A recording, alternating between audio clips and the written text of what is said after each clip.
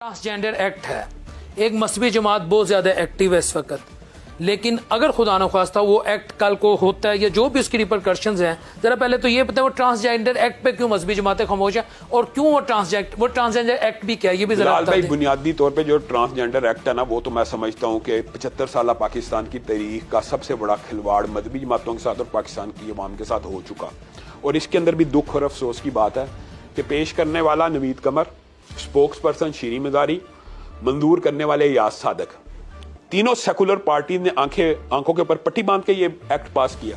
اب وہ کہتے ہیں کہ ہمارے ساتھ بھی ہاتھ ہو گیا۔ ٹرانسجینڈر جو لفظ تھا، لفظ ٹرانسجینڈر، اس کی اگر ٹرانسلیشن مخنث کی جائے، خواجہ سرا کی جائے، جس کو ہم کہتے ہیں خسرا، تو یہ بنیادی طور پہ ایڈریس اس طرح کیا گیا، پاکستان کو ایسے سمجھایا گیا کہ یہ صرف ان 3 قسموں کو ڈیل کرے گا، مخنث کو، خواجہ سرا کو، یا ایسے لوگوں کو ڈیل کرے گا جو فزیکلی اب نارمل ہے یا فزیکلی وہ نارمل نہیں ہے۔ میں سمجھ گیا۔ لیکن حقیقت میں ٹرانسجینڈر کی ٹرانسلیشن یہ نہیں تھی۔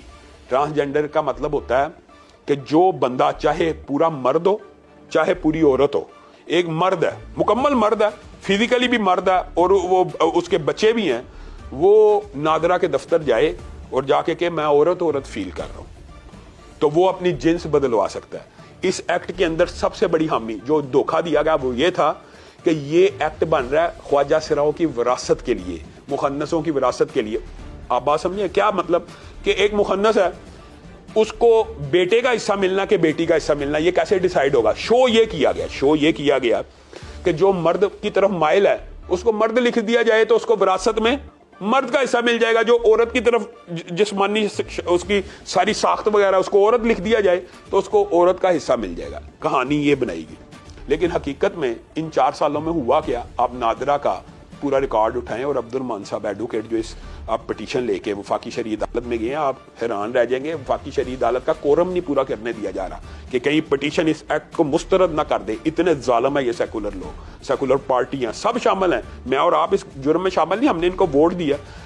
نادرا کی کیا رپورٹ آئی ہے کہ جو اصل مرد تھے نا، اصل، انہوں نے جا کے اپنے آپ کو عورت لکھوا لیا، جو اصل عورتیں تھیں انہوں نے اپنے آپ کو جا کے مرد لکھوا دیا۔ اب یہ مجھے بتائیں، عملے قوم لوط، یہ وہ ایکٹ ہے جو میں کہتا ہوں ابھی بیرونی کئی دنیا میں، ویسٹرن کئی مغربی ممالک میں یہ قبول نہیں ہو سکا، تو پاکستان میں تو نافذ ہو گیا۔ اور ایک جماعت کو میں خراج تحسین پیش کرتا ہوں جس کی طرف آپ نے بھی اشارہ کیا کہ سینیٹر مشتاق صاحب نے اب بات لگائی کہ اس کو امینڈ کیا جائے۔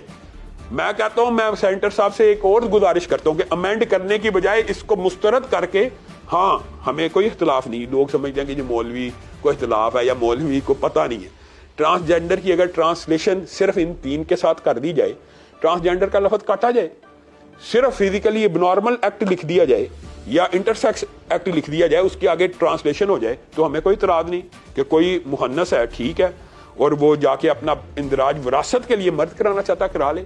اور اگر اور دوسری اس کے اندر بڑی اہم بات ہے وہ یہ ہے کہ اس کے اندر تشخیص ذاتی ہے، یعنی میڈیکل بورڈ بھی نہیں ہے۔ ایکٹ کے اندر یہ لکھا ہے کہ کوئی بندہ، اصل میں یہ اینی اور اونلی کا فرق ہے۔ اینی پرسن، جب آپ ایکٹ میں یہ لکھتے ہیں نا اینی پرسن، کوئی بھی، تو اس کے اندر یہ نہیں ہو سکتا کہ عام مرد نہیں ہے تو عام عورت نہیں ہے۔ انہوں نے جان بوجھ کے یہ کیا۔ اینی پرسن سے مراد کوئی بھی مرد، کوئی بھی عورت جائے نادرا کو کہ میں آج سے عورت فیل کر رہا ہوں، تو اس کا میڈیکل بورڈ بھی نہیں بیٹھے گا اور وہ عورت لکھ کے آ جائے گا۔ اب مجھے بتائیں، ایک عورت لکھی گئی ہے، وہ کسی مرد سے شادی کر سکتی ہے کہ نہیں؟ پاکستان کے لاء میں کر سکتی ہے نا؟ یعنی حقیقت میں 2 مرد آپس میں شادی کر سکتے ہیں، حقیقت میں 2 عورتیں آپس میں شادی کر سکتی ہیں۔ یہ عملے قوم لوط ایسا عمل ہے کہ اللہ تعالیٰ نے پوری بستی الٹا دی تھی، پوری کی پوری بستی کو الٹا دیا۔ اور حضرت ابو بکر نے حضرت خالد بن ولید کو حکم دیا تھا، خلیفہ راشد ہے، جب حضرت خالد بن ولید نے کہا میں ایک ایسی قوم پہ پہنچا ہوں جو ایسی برائی کرتی ہے، آپس میں ہم جنس پرست ہیں، تو حضرت ابو بکر نے لیٹر لکھا تھا کہ اس بستی کو ان بندوں سمیت آگ لگا دو۔ اور صحابہ کا آپس میں آگ کے عذاب کے بارے میں اختلاف تھا کہ آگ کا عذاب مخلوق کو نہیں دینا چاہیے، اللہ کی شان ہے، لیکن اس عمل کے اوپر حضرت علی نے کہا میں حضرت ابو بکر کی سنت کو زندہ کرتا ہوں، ہم جنس پرست کو آگ لگا دی جائے۔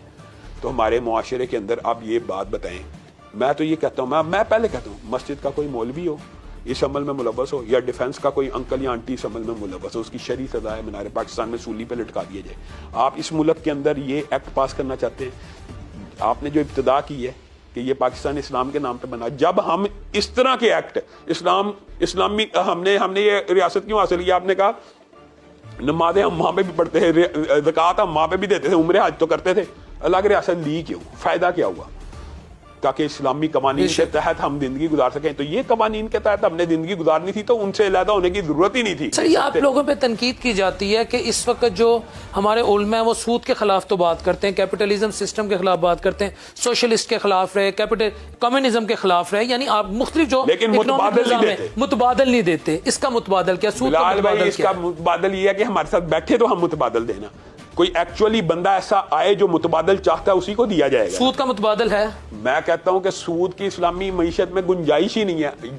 जिस मईशत में अब मैं ये जो बात कर रहा हूं ये बड़ी अहम है, जो हो सकता है कई लोगों को चुभ जाए। जिस मईशत में टैक्स की इजाजत ना हो उसमें सूद की हो सकती है।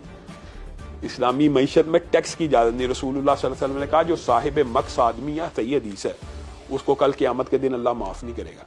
इसका मतलब है इस्लामी मईशत कुछ और बुनियादों के ऊपर खड़ी होती है। अब वो भी सुन लें, एक इब्तदाई खदोहाल, इस्लामी मईशत बुनियादी तौर पे सब्सिडाइज नहीं होती। लोग ये समझते हैं जी इस्लामी मईशत का बुनियादी निज़ाम है सब्सिडी कर दो, ज़कात सिस्टम है।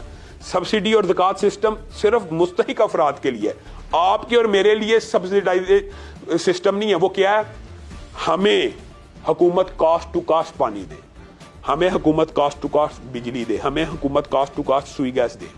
फिर इस्लामी रियासत का एक फलसफा ये है, ये समझ लें कि जब आप अपने अवाम से पैसा नहीं ना कमाते, इस्लामी रियासत अवाम से पैसा नहीं कमाती, अवाम जो पैदावार करती है उससे पैसा कमाती है। ज़कात उशर नहीं उस हाँ ज़कात उशर एक पैदावार है, लेकिन अवाम, मिसाल दे रहा हूं सनती तौर के ऊपर, मैं आपको कोई मिसाल देता हूँ। अगर पाकिस्तान में जितने की बिजली कॉस्ट करती है हमें मिल जाए, पेट्रोल कॉस्ट करता मिल जाए, गैस कॉस्ट करती है मिल जाए, पानी, तो क्या पाकिस्तान की प्रोडक्शन नहीं बढ़ेगी? पाकिस्तानी क्या चीज़ें पैदा नहीं कर सकते? कोई चाइना कोई आसमान से उतरा हुआ है? चाइना ने ये मॉडल इस्लामी मईशत का सिर्फ एक मॉडल चुना है कि अवाम से कमाना नहीं, तो अवाम ने कमा के दे दिया। एट लास्ट वो जो जितना उनका माल बाहर जा रहा है वो हुकूमत ही के खाते में फंड्स के जरिए वापस आता है। तो ये सब्सिडाइज दूर है, ये अवाम को पड़ते के ऊपर, इसको कहते हैं पड़ते के ऊपर देना। अगर इस्लामी मईशत में कमाई अवाम से नहीं है, मैं आपको ये फैक्ट बता रहा हूँ, और ना अवाम से, अवाम की प्रोडक्शन से है, अवाम की प्रोडक्शन से, अवाम की प्रोडक्शन है। अवाम, हर बंदा रियासत का कारकुन होता है। इस्लामी मईशत में इश्तराकियत की थोड़ी ही बातें इससे मैच करती थी, तो इसी वजह से उलमा आपको पता है इश्तराकियत की तरफ माइल हुए। इस्लाम में हर रियासत का फर्द बुनियादी तौर पर रियासत का कारकुन होता है, मुआशी तौर पर भी। उसने जो पैदा करना है रियासत ने उसको फैसिलिटी दी है, समझ आ गया। तो वो पैदावार किसने बेचनी है? बिलाहर और रियासत के हाथ से ही बिकनी है। ठीक है। अच्छा सर, इस वक्त जो हालात है महंगाई के, पॉलिटिकल पोलराइजेशन बहुत है, कोई किसी को गद्दार कह रहा है, कोई किसी को चोर कह रहा है, हम इसकी फेवर में नहीं है। ठीक है, समाजी तौर पे हम टिकटॉकर बन गए हैं, बिल्कुल दुरुस्त। ठीक है, हमारी जो अखलाकियत है उसका भी जनाजा निकल चुका हुआ है। अब वो खानदान जिनकी आज भी अपनी जड़ें इस्लाम से जुड़ी हैं, मैं उनके मतलब एक फतवा लेना चाह रहा हूँ। वो इस वक्त इस हद तक बेबस हो चुके हैं कि वो अपनी बेसिक नीड्स पूरी नहीं कर पाते। ऐसी फैमिलीज मजबूरन जब अपनी बेटियों को बाहर भेजते हैं कि आप जॉब्स करें, अपनी जोजाओं को भेजते हैं आप जॉब्स करें, और उनको जब वहाँ मुख्तलिफ मसाइल का सामना करना पड़ता है तो वो फैमिलियाँ कहाँ जाएं? बिलाल भाई, ये बड़े अफसोस की बात है, और ये इस्लामी निज़ाम मईशत के अंदर ये आपने जो बात की है, पूरे का पूरा अगर निज़ाम हो तो इस तरह की नौबत ना आए। लेकिन अब आपने चूंकि फतवे के तौर पे बात की है, तो इस्लामी रियासत के अंदर औरत को वो काम करने की इजाज़त है कि जिससे औरत का पर्दा महफूज हो। मसलन एक औरत डॉक्टर बनेगी, वो बल्कि फ़र्ज है, बाद फुक़हा ने लिखा, क्योंकि वो अगर डॉक्टर नहीं बनेगी तो मुसलमान बेटी का पर्दा महफूज नहीं रहेगा। एग्जैक्टली। अगर वो टीचर नहीं बनेगी, मुसलमान बच्चियों का पर्दा महफूज नहीं रहेगा। तो ये जो शोबे हैं, ये तो यानी ये तो एक ऐसा फैक्ट है कि जिसको हर मुसलमान आलम भी मानता, गैर आलम भी मानता है कि औरत इन पेशों में जाएगी, बल्कि ज़रूर स्किल हासिल करेगी ताकि दीगर औरतें उनके पर्दे महफूज रहें। लेकिन कुछ पेशे ऐसे हैं जिनमें औरतों को नहीं जाना चाहिए, ऐसे भी हैं। लेकिन हम अगर ये समझें कि वो मजबूरी के तहत या बेरोज़गारी के तहत वो इन पेशों में चले जाते हैं, तो हम ये समझते हैं कि अल्लाह ताला की खौफ से अगर वो ये पेशे छोड़ेंगे, अल्लाह ताला उनको बेहतर सब्स्टिट्यूट ज़रूर देगा। और लास्ट क्वेश्चन, इस वक्त आप आलम दीन हैं, आप हर रंग के बंदे से मिलते हैं, डिफरेंट क्लासेस ऑफ सोसाइटी आपके पास आती हैं, 50,000, 60,000, 70,000, मैं इवन के कहता हूँ 1 लाख में क्या एक रिस्पेक्टेबल, लफ्ज़ है रिस्पेक्टेबल लिविंग स्टैंडर्ड, एक middle class, upper middle class, इस तरह के जो सफ़ेद पोश लोग हैं जिन्होंने बच्चे भी पढ़ाने हैं, इलाज भी करवाना है, جن کے زندگی کے بہت سارے معاملات ہیں, پیٹرول بھی ڈلوانا ہے, بجلی کے بل بھی دینے, کیا 1 لاکھ میں گزارا ہو؟ بالکل نہیں ہو سکتا. ایک عزت اور احترام کے ساتھ 1 لاکھ روپے میں جو بھی بندہ آج گزارا کرے گا, مہنگائی کی جو شرح, میں تو یہ کہتا ہوں آپ نے تو 1 لاکھ بات کی ہے, بیچارے 25-25 30-30 ہزار والے تو رو رہے ہیں, تو 1 لاکھ والوں کا بھی یہی حال. اور اگر وہ مجبوری میں کوئی ناجائز کام کرے, اس کا ذمہ دار حکمران ہوں گے؟ ظاہر ہے وہ تو ریاست ذمہ دار ہوتی ہے, فیسیلیٹیٹ اور اکاموڈیٹ ریاست نہیں عوام کو کرنا ہوتا ہے. یہ بات تو آپ نے فیکٹ کی ہے. رسول اللہ صلی اللہ علیہ وسلم کی حدیث کے علاوہ حضرت عمر کا قول معروف ہے کہ اگر فرات کنارے ایک کتا بھی بھوک اور پیاس سے مر جائے گا تو عمر ذمہ دار ہے. اس کا مطلب یہ نہیں تھا کہ کتا مرنے کا ذمہ دار ہے, بنیادی طور پہ یہ ایک استعارہ تھا کہ اگر ریاست کا کوئی فرد بھوک سے مر گیا تو عمر ذمہ دار ہے, چاہے فرات کا ہو چاہے نیل کا, تو یہ ریاست ذمہ دار ہے. ویورز, ریاست ذمہ دار ہے. علامہ حشام علیہ ظہیر صاحب کی آپ نے ڈسکشن سنی. ڈسکشن کا جسٹ یہی ہے کہ ریاست کو بھی ذمہ داری لینی ہے اور عوام میں بھی شعور آنا چاہیے. یہ عالم کو, مفتی کو, ممبر رسول پہ بیٹھے مولوی کو تو مسٹر پرفیکٹ دیکھنا چاہتے ہیں, لیکن جن لوگوں کو یہ اقتدار میں لاتے ہیں ان کی کریڈیبلٹی, ان کا پرسنل کنڈکٹ کتنا تگڑا ہے, یہ بات بڑی ویلڈ ہے.